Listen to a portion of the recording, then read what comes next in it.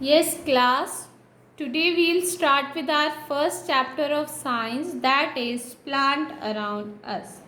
हमारे आसपास हम डिफरेंट तरह के प्लांट्स देखते हैं, उनके बारे में आज हम स्टडी करेंगे कि कौन कौन से प्लांट कैसा होता है, छोटे प्लांट्स को हम क्या बोलते हैं, बड़े प्लांट्स को हम क्या बोलते हैं. This we will study in today's class. Do you have a garden in your home or school? क्या आपके घर में या स्कूल में कोई गार्डन है?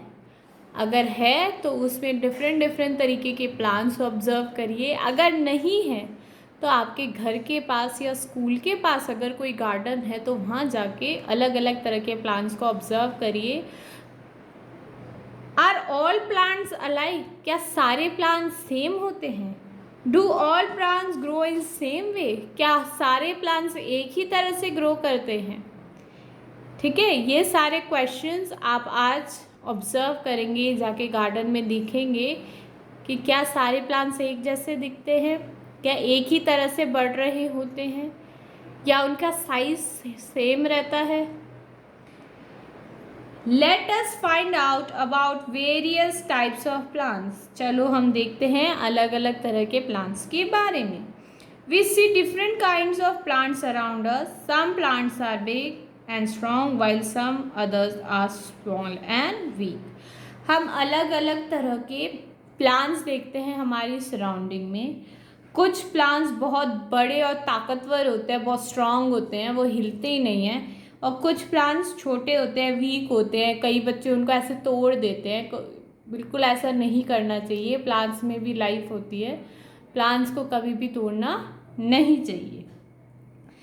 Some plants grow on land while other grow in water. अब कुछ plants तो land पे ग्रो करते हैं, सॉइल में, और कुछ plants आपके वाटर में ग्रो करते हैं, just like lotus.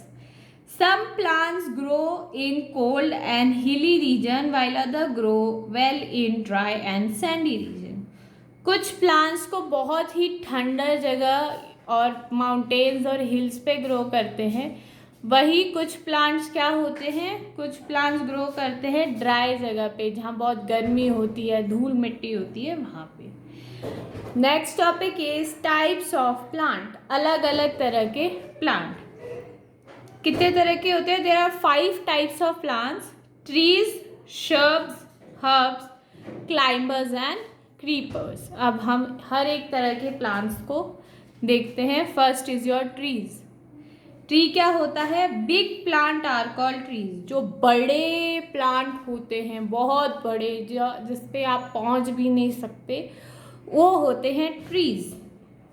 They have strong stem called Trunks. अब उनका बहुत ही मोटा तना होता है जिसको हम ट्रंक कहते हैं. Trees lives for many years. और ट्री बहुत सालों के लिए, हंड्रेड्स ऑफ ईयर्स के लिए ट्री रहते हैं. Some of them live for hundreds of years. ठीक. अब ट्री के टाइप क्या है? ट्री के कौन कौन से एग्जाम्पल हैं? Banyan tree, mango and coconut. और भी तरह के ट्री के एग्जाम्पल्स हो सकते हैं, वो आप सोचिएगा. Next is your shrubs. Shrubs are smaller than tree. शर्ब्स क्या होती हैं? ये ट्री से छोटे होते हैं. They have a number of hard and woody stem. अब इनमें बहुत सारी मजबूत लकड़ी की स्टेम्स होते हैं, तने होते हैं. Shrubs are also called bushes. और shrubs को क्या कहा जाता है? Shrubs को bushes भी कहा जाता है. Most of them live for a few years. बहुत सारे shrubs कुछ सालों के लिए जीते हैं. कौन कौन से हैं shrubs? रोज, कॉटन और जैस्मिन, ये हैं आपके शर्ब्स.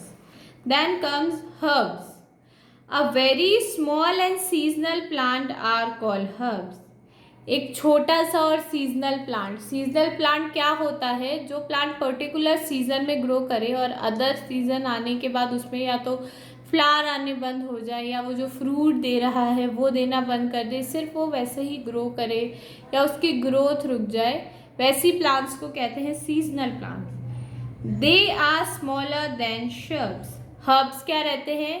शर्ब्स से छोटे होते हैं. Their stem are thin and soft. Most have lived only for a few months.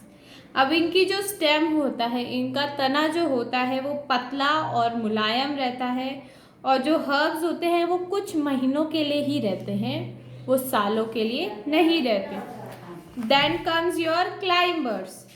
Some herbs have weak stem. They can't stand on their own. They need support to grow upward. Such plants are called climbers. अब कुछ plants जो रहते हैं उनका stem बहुत week रहता है, वो सीधे खड़े भी नहीं हो सकते, उनको सपोर्ट चाहिए होता है सीधे खड़े होने के लिए ताकि वो बढ़ सके।